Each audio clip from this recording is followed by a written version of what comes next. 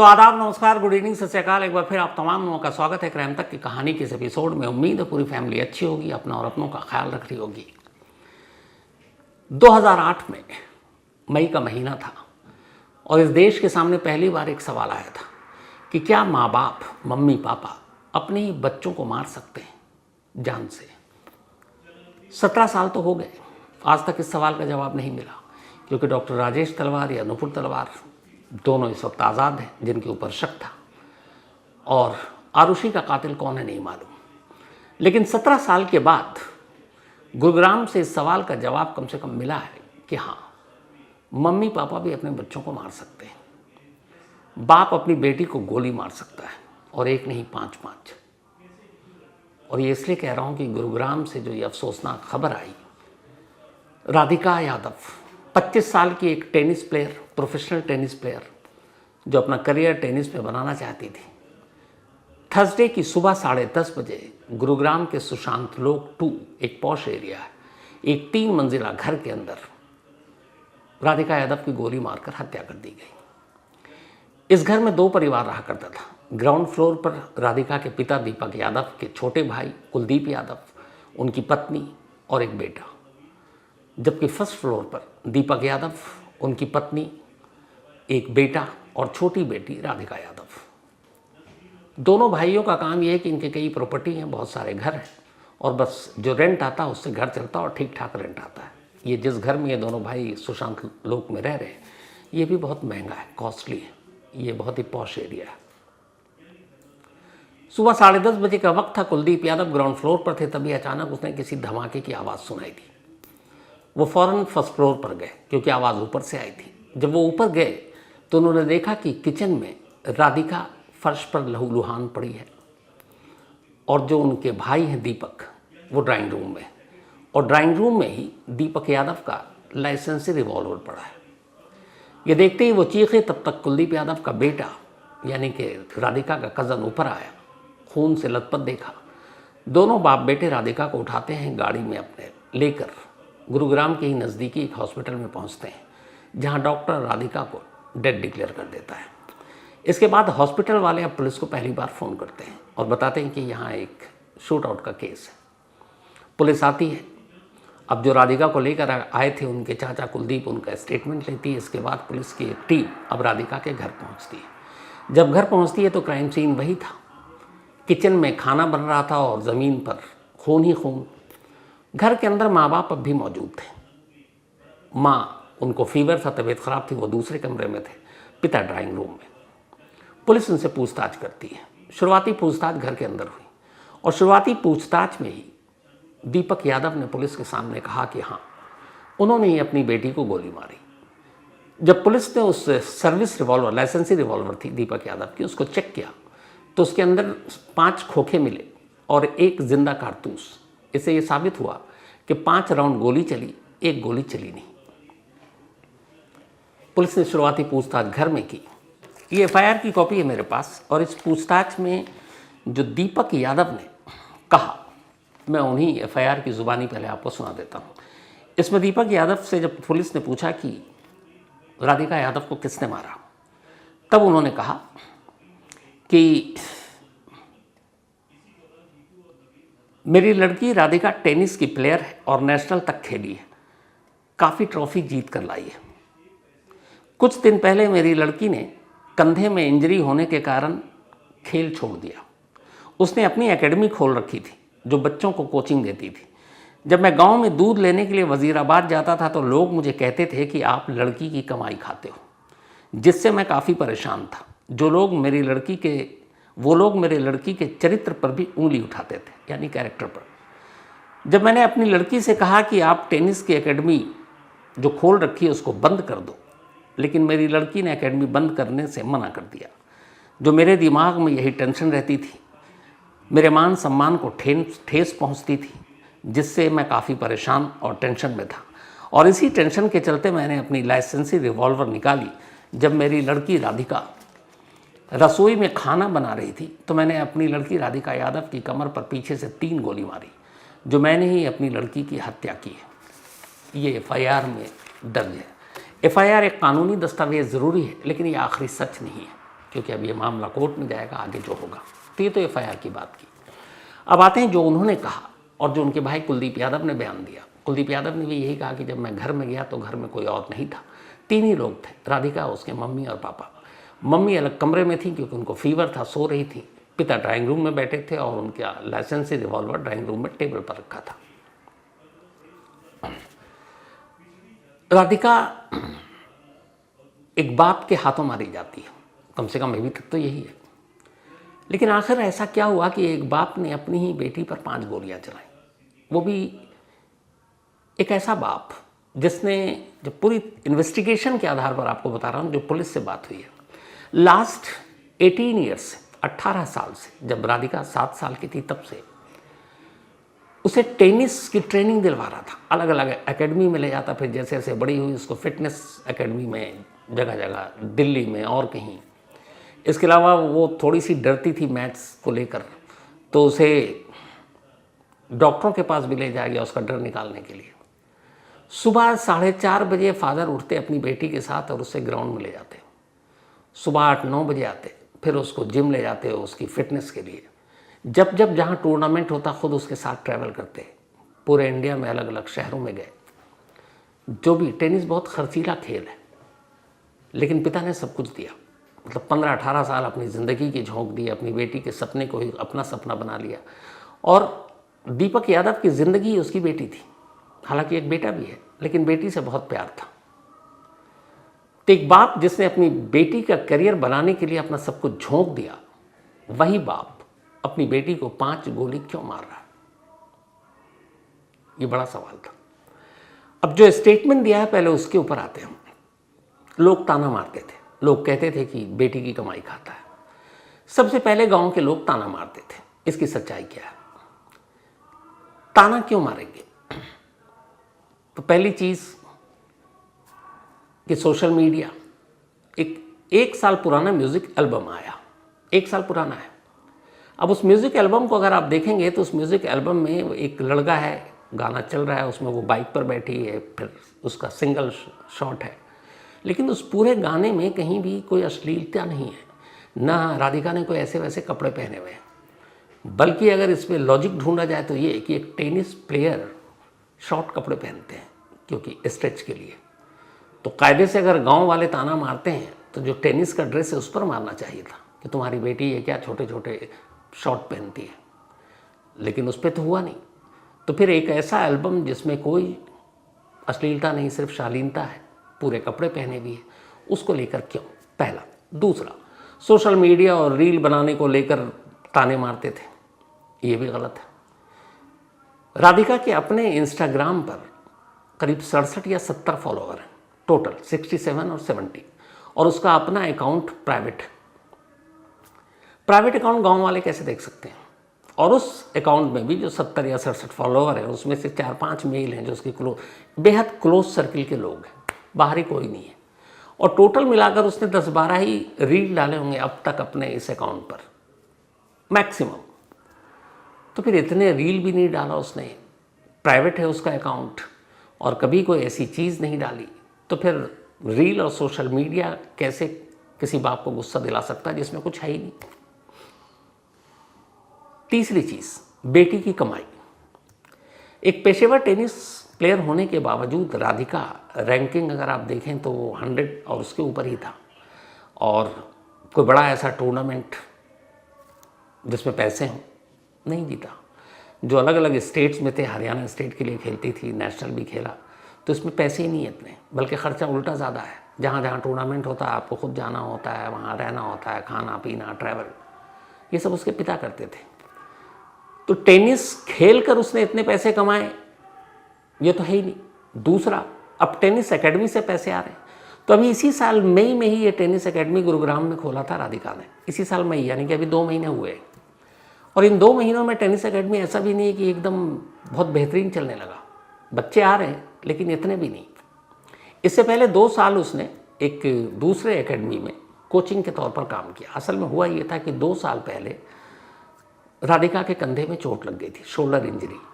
अब sports person को injury हो तो फिर खेलता तो है नहीं, तो उसने अपने आप को कोर्ट से अलग कर लिया, लेकिन कोचिंग का पेशा उसने चुन लिया। बच्चों को ट्रेन करने लगी। और इसी शौक की वजह से फिर उसके फादर ने अभी मई में उसके लिए अपनी कोचिंग एकेडमी खोल दी। अब 2 महीने पुराने एकेडमी से आप कितना कमा लेंगे? तो एज ए प्लेयर बहुत ज़्यादा पैसे नहीं कमाए, as a coach coaching academy इतने पैसे अभी आ नहीं रहे, बल्कि इसमें ज़्यादा पूंजी लगी है। तो फिर एक बाप अपनी बेटी की कमाई कैसे खा रहा है? जो एफआईआर में भी लिखा है, कैसे ताना मार सकता है कि तुम अपनी बेटी की कमाई खा रहे, जबकि ये पूरा घर दीपक यादव के पैसों से चल रहा था। उनकी अलग अलग जगह पे प्रॉपर्टी है, प्लॉट है, फ्लैट है, और उसके अच्छे खासे किराए आते हैं और उसी से घर चलता है। तभी तो ये सुशांत ब्लॉक 2 में जैसे पॉश एरिया में उनकी कोठी है। और जो दूसरे भाई हैं उनका भी यही काम है, इन दोनों के ही किराए से पैसे आते हैं और किराए से घर चलता है। एफआईआर में ये भी मेंशन है। तो ये सोशल मीडिया की वजह से ताना मारना गलत है, क्योंकि सोशल मीडिया में है ही नहीं कुछ। एक तो अकाउंट भी नहीं, फॉलोवर भी 67-70, कोई ऐसी रील नहीं। म्यूज़िक एल्बम एक किया, वो भी 1 साल पुराना। 1 साल पुराने म्यूज़िक एल्बम पे 1 साल बाद किसी बाप को गुस्सा है, ये सोच से परे की चीज़ है। तो फिर वजह क्या हो सकती है? जाहिर है ये ताना मारने भर से नहीं है, क्योंकि जो उन्होंने लिखा कि गांव जाते हैं तो ताना मारते हैं बेटी की कमाई से पैसे, तो ये चीज़ें हैं नहीं। मुझे लगता है कि इसके पीछे वजह कुछ और है। हालांकि गुरुग्राम पुलिस ये कह रही है कि इसमें कोई लव एंगल नहीं है, इसमें कोई ऑनर किलिंग नहीं है, जिसकी बात सवाल उठ रहे हैं कि इज्जत के लिए कत्ल है। तो अभी तक तो कह रही है, लेकिन आगे पता नहीं। इस बीच में हुआ ये कि हमारी क्राइम तक फैमिली मेंबर हैं एक अजय यादव, आज उनका एक मेल आया था और मैं परमिशन लेकर उनसे उनका नाम ले रहा हूँ। मैंने पूछा था, उनका मेल था और उन्होंने ये बताया कि वो 2020 सेकेंड हाफ मिड 2020 से जब कोरोना था, अगले 2 साल तक या 1.5 साल तक उन्होंने राधिका यादव की कोचिंग की थी। मतलब वो उनके कोच थे। ये एक प्रोफेशनल टेनिस कोच हैं अजय यादव, इत्तेफाक से क्राइम तक फैमिली मेंबर भी हैं। इस वक्त दुबई में है। अब वो दुबई में उन्होंने अपना बेस बना रखा है। तो उन्हें भी जब कल रात पता चला तो वो तब से परेशान थे। और फिर आज बात हुई तब उन्होंने खुद बताया, और मैं इस कहानी के एंड में अजय यादव जिसे मैंने रिक्वेस्ट की थी कि आप इस बारे में जो भी जानते हैं आप प्लीज़ बताएं, तो मैं शेयर करूंगा आप लोगों के साथ। तो मैं चाहता हूं कि राधिका के वो कोच जो अभी 2 साल पहले उनके कोच थे और अब भी राधिका उनके साथ संपर्क में थी, अजय यादव को वो अपना भैया मानती थी और अजय यादव राधिका को छोटी बहन के तौर पर देखते थे। तो अभी तक दोनों के बीच में मैसेज पे भी बात होती थी। और जब ये मई में एक एकेडमी खुली तब खुद बताया था राधिका ने कि एकेडमी खुली है, और उसने ये भी कहा था कि अगर कोई क्लाइंट कोई मतलब बच्चा या सीखने वाला आए तो आप प्लीज़ रेफ़र कीजिएगा। तो उनकी भी बातचीत, वो क्या इस फैमिली और राधिका को चूँकि करीब से जानते थे, क्या है इसके बाद में आपको सुनाऊंगा डायरेक्ट उन्हें। लेकिन हाँ, जो बाप इतना प्यार करता, आखिर ये सब कुछ सिर्फ ताना मारने से तो ये नहीं होगा। तो फिर वजह क्या थी? कुछ ऐसे चैट थे जिसमें ये हुआ कि राधिका को एक जगह लिखती है कि मेरी फैमिली की तरफ से रिस्ट्रिक्शन बहुत है। आमतौर पर माँ बाप बहुत सारे होते हैं ऐसे जो रिस्ट्रिक्शन होते हैं, कहीं बेटी अकेली जाए तो भी चिंता होती है। तो एक वक्त के लिए वो ये थी कि मैं बहुत फ्रस्ट्रेटेड हूँ और कुछ वक्त के लिए मैं देश से बाहर जाना चाहती हूँ। तो ये अजय यादव ही थे जो उन्होंने कहा ठीक है तुम अपना 2-3 महीने के लिए कहीं जाओ, तुम टेनिस से ही रिलेटेड, तो उससे तुम्हारा फिर सर्टिफिकेट मिलेगा और भी ग्राफ बढ़ेगा। तो चीन, दुबई, ऑस्ट्रेलिया, इन कंट्री में जाने की बात हुई थी। चीन जाने का फाइनल भी हो गया था, लेकिन फिर एक चैट में राधिका बताती है कि शायद उसके फादर तैयार नहीं है। तो ये भी फैक्ट है। लेकिन अजय यादव जिनका घर आना जाना था राधिका के, जो 2 साल रहे, बल्कि 1-2 बार तो पेरेंट्स के साथ वो टूर्नामेंट में भी हिस्सा लेने के लिए साथ गए थे, शायद बेंगलुरु भी गए थे। तो उन्होंने कहा कि वो देखा कि हर दिन जितना राधिका मेहनत करती थी उसके पिता उतनी मेहनत करते थे, उसको ग्राउंड में लाने में, ट्रेनिंग देने में, उसको जिम ले जाने में, सब कुछ किया। उन्होंने भी ये बात गले नहीं उतर रही है कि सिर्फ ताना मारने की वजह से कोई बाप अपनी बेटी को यूँ मार सकता है, वो भी 5 गोली उसकी तरफ चलाए, 4 गोली जो लगे। तो फिर सवाल है उस कमरे में क्या हुआ।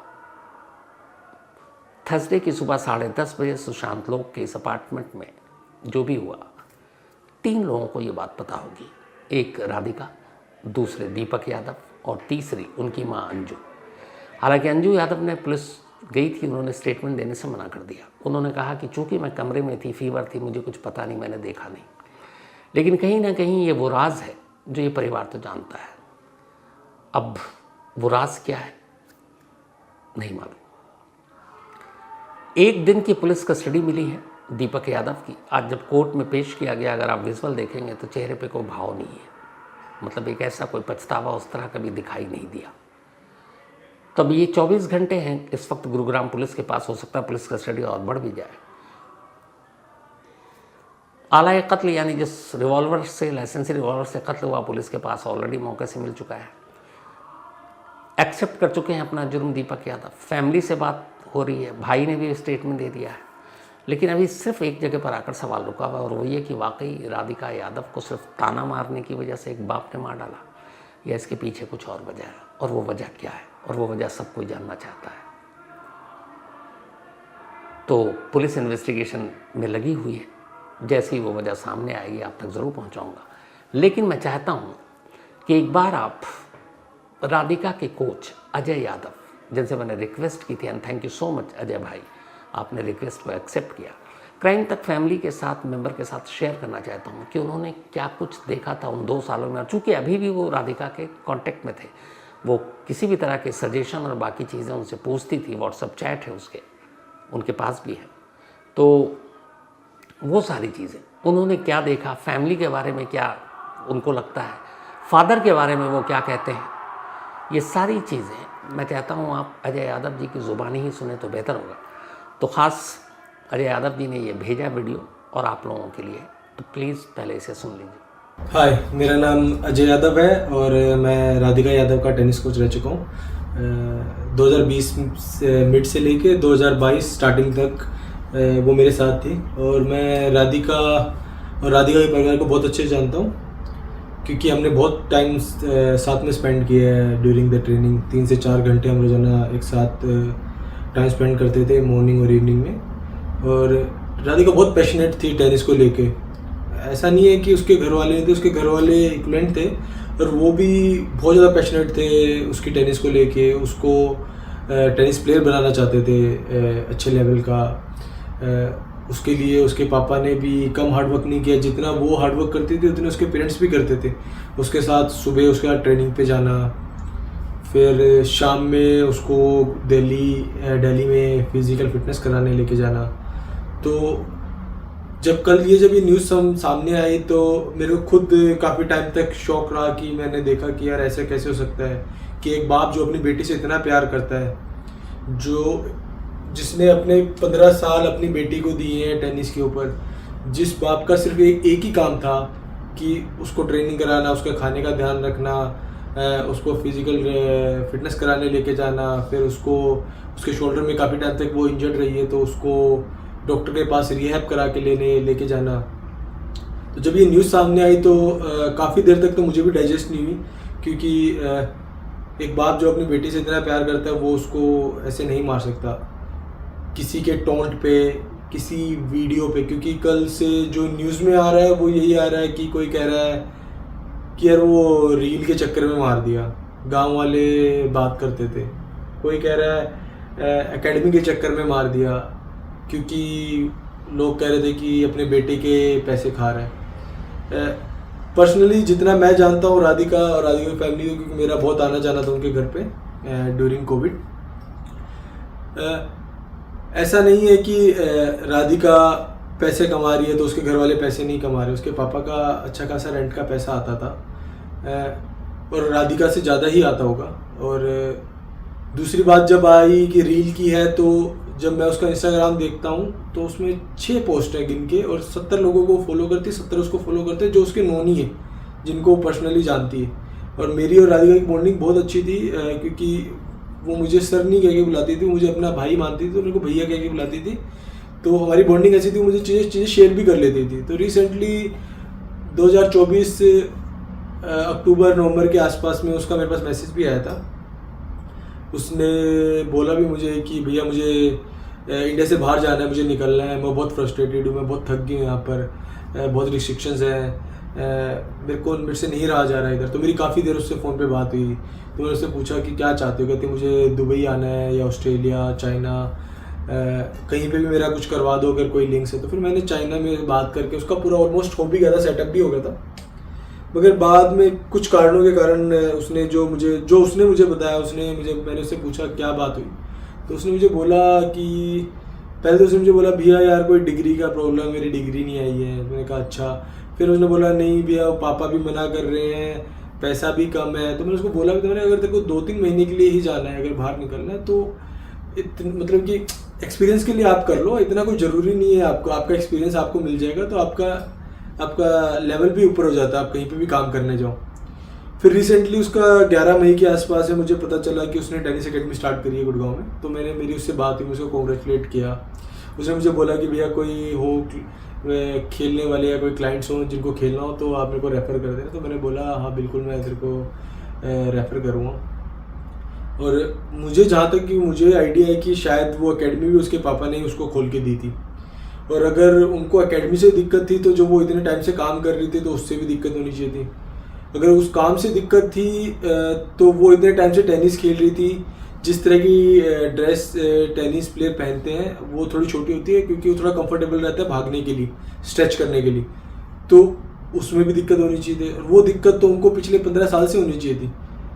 एकदम से गोली मार देना, मुझे नहीं लगता, जो पर्सनली मुझे जो फील होता है कि ऐसा नहीं हुआ होगा कि इतनी सी बात पे कोई अपना बाप अपनी बेटी को गोली मार सकता है जो कि अपनी बेटी से बहुत प्यार करता है। उस कमरे में क्या हुआ क्या नहीं हुआ वो दो लोग ही जानते हैं, एक राधिका और एक उसके पापा दीपक यादव, कि ऐसी क्या बात हुई, इतना क्या गुस्सा आया उनको कि जिस बेटी से वो इतना प्यार करते थे, जिसका वो इतना ध्यान रखते थे, उनको उन्होंने गोली मार दी। जब से मुझे ये पता चला है मैं खुद शॉक में हूँ, और मैं खुद चाहता हूँ कि राधिका को इंसाफ मिलना चाहिए, क्योंकि उसके लिए वो मेरी एक स्टूडेंट नहीं थी, वो मेरे लिए मेरी छोटी बहन थी। और मैं ज़रूर चाहूँगा कि पुलिस इन्वेस्टिगेट अच्छे से करे और पता लगाए कि एक्चुअल में क्या कारण और हो सकते हैं, क्योंकि मैं जितना पर्सनली उसको जानता हूँ और जितना मैं देखने में मुझे आ रहा है, मुझे पर्सनली नहीं लगता। बाकी तो पुलिस इन्वेस्टिगेशन कर ही रही है, और मुझे पूरा भरोसा है हरियाणा पुलिस पे कि वो इस केस को अच्छे से इन्वेस्टिगेट करेगी, और जो भी कारण रहे हैं और जिस भी कारणों से हुआ है उसको इंसाफ ज़रूर मिलना चाहिए। वो लड़की दिल की भी साफ थी और उसका नेचर भी ग्राउंड टू अर्थ था। तो मैं हरियाणा पुलिस से ज़रूर गुजारिश करूँगा और क्राइम तक के माध्यम से ज़रूर बोलना चाहूँगा कि प्लीज़ अफवाहें ना फैलाएं, पुलिस को अपना काम करने दें, और जो उस चीज़ के बारे में जानता है या किसी कारण उस चीज़ से किसी को पुलिस को हेल्प हो सकती है तो प्लीज़ ज़रूर सामने आए। तो ये राधिका के कोच थे जो 2 साल तक 2020 से 2022 तक शायद साथ रहे, अब दुबई में है, लेकिन अब भी राधिका के टच में थे और ये खुद हैरान है। और अजय यादव भी चाहते हैं कि राधिका को जस्टिस मिले और सच्चाई सामने आए, एक वजह सामने आए। और ये वजह सामने आना इसलिए भी ज़रूरी है क्योंकि ये आम कत्ल नहीं है। एक सवाल जो मैंने शुरू में कहा था कि 17 साल पहले सर उठाया था कि क्या एक माँ बाप मम्मी पापा अपने बच्चों को मार सकते हैं, वही सवाल फिर उठा है, लेकिन इस बार सवाल जवाब के साथ उठा कि हाँ मार सकते हैं, क्योंकि दीपक यादव ने मारा है, अपनी बेटी को गोली मारी है। लेकिन वजह क्या थी? क्या मतलब कोई ये कहे कि आप बेटी की कमाई खा रहे हैं तो इतना गुस्सा आ सकता है कि अपनी बेटी को ही अपने हाथों से मार दे, या कोई ताना मारे कि तुम्हारी बेटी ऐसा कर रही है वैसा कर रही है, उस पर भी इतना गुस्सा है कि वो बेटी को मार दे, या फिर कुछ और। मालूम नहीं वजह इस वक्त एग्जैक्ट क्या है, पर जो भी वजह होगी शायद जल्दी सामने आ जाए। तो आज कहानी में इतना ही। अब आपसे मुलाकात होगी कल रात 9 बजे किसी नई कहानी के साथ। तब तक अपना और अपनों का ख्याल रखिएगा। Thank you very much.